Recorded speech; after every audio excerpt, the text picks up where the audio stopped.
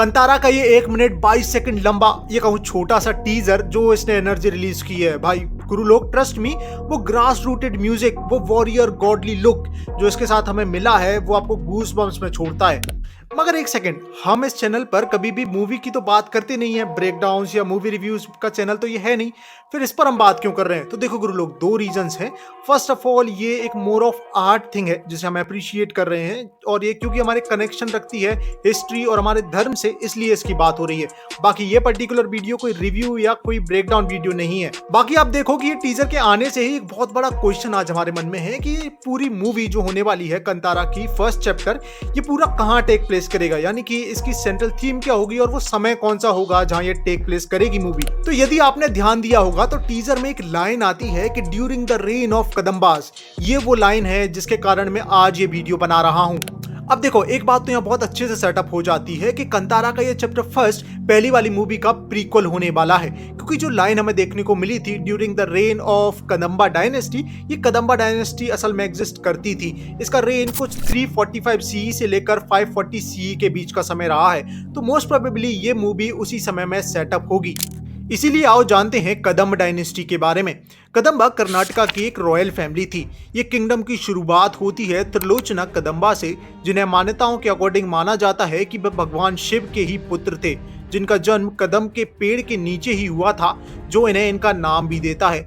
और इसीलिए ही आज भी आपको देखने को मिलेगा कि इस रीजन में लोकल्स सुब्रमण्य यानी कि शिव जी के पुत्र कार्तिकेय की और कदम्ब के पेड़ की पूजा करते हैं। हालांकि इनसे जुड़ी और भी कई कथाएं उस रीजन में प्रचलित हैं, लेकिन मोस्ट एक्सेप्टेड यही है। मगर अब जो नाम इंपॉर्टेंट है वो है कदम्ब रुद्र, जिन्हें मयूर बर्मन या मयूर शर्मा के नाम से भी जाना जाता है, जो कि त्रिलोचना कदम्बा के ही बेटे थे। 1189 सीई में मिले एक इंस्क्रिप्शन की माने तो 345 सीई में कदम्ब किंगडम को मयूर बर्मन ने ही स्टैब्लिश किया था। कदम्ब डायनेस्टी में मोस्ट इंपॉर्टेंट है इनका आर्किटेक्चर स्टाइल और एग्रीकल्चर। एग्रीकल्चर की बात करें तो कदम्ब डायनेस्टी की इकोनॉमी स्ट्रॉन्ग थी, जिसका रीजन था कि इनकी इकोनॉमी का मेजर सेक्शन इनके स्ट्रॉन्ग एग्रीकल्चर से आता था। वहीं आर्किटेक्चर की बात करें तो कुछ मायनों में ये पल्लवा डायनेस्टी के आर्किटेक्चरल स्टाइल से सिमिलर था, बट मंदिरों का विमान स्टाइल अपने आप में कदम्ब डायनेस्टी का एक अलग इन्वेंशन था। कदम्ब डायनेस्टी में कई हिंदू मंदिर बनवाए गए। आज के बेलगाम डिस्ट्रिक्ट के हलासी में प्रेजेंट मंदिर कदम्ब डायनेस्टी के सबसे पुराने मंदिरों में से एक हैं। कदम्ब स्टाइल ऑफ आर्किटेक्चर के मंदिरों की स्पेशलिटी थी कि इनकी कदम्ब शिखर और उसके ऊपर एक कलश स्ट्रक्चर। कदम्बा डायनेस्टी में आज के कई इंपॉर्टेंट और बहुत ही सुंदर मंदिर बनवाए गए, जैसे कि तालगुंदा का प्रणेश्वर मंदिर, हलासी का नरसिम्हा मंदिर, हंगाल का तारकेश्वर मंदिर, बनवासी का मधुकेश्वर मंदिर आदि। अब देखो, यहाँ हमें एक बात बहुत अच्छे से समझ आती है कि कदम्ब डायनेस्टी में जितने भी राजा हुए, इन सभी ने अपने आप को भगवान शिव से बहुत ही स्ट्रांगली एसोसिएट किया था। और यदि आप फर्स्ट मूवी में दिखाए गए पंजुर्ली देव और गुनिका देव के बारे में जानते हो, उनकी ओरिजिन के बारे में जानते हो, तो आपको थोड़ा बहुत पता होगा कि उनका भी भगवान शिव से बहुत स्ट्रॉन्ग कनेक्शन है। तो ये एक बहुत ही स्ट्रॉन्ग पॉसिबिलिटी बनती है कि हम इस मूवी में भगवान शिव को लेकर और इस डायनेस्टी को लेकर कुछ कनेक्शन दिखाया जाए।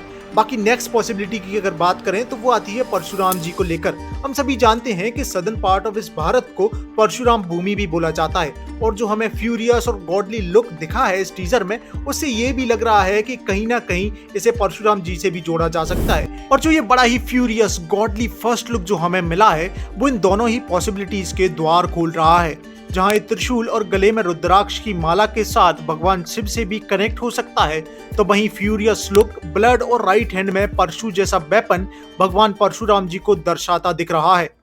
बट अभी के लिए लेट्स वेट गुरु लोग, इस perfect work of art, history और वो ग्रास रूटेड जो स्टोरी है उसके एक परफेक्ट ब्लेंड को कंज्यूम करने के बाद ही हम अपना डिस्कशन कंटिन्यू करेंगे। बिकॉज ये छोटे से टीजर से हमें लग रहा है कि इस बार ये बहुत ही भव्य होने वाला है। बाकी आपको क्या लगता है इस टीजर के बारे में, आपके क्या ओपिनियंस है मुझे कमेंट्स में जरूर बताना, मैं जेन्युइनली उन्हें जानना चाहूंगा। बाकी बेथ साइंस एंड मैथ्स पर अपने जनरल डिस्कशंस यूं ही चलते रहेंगे। जय मां भारती।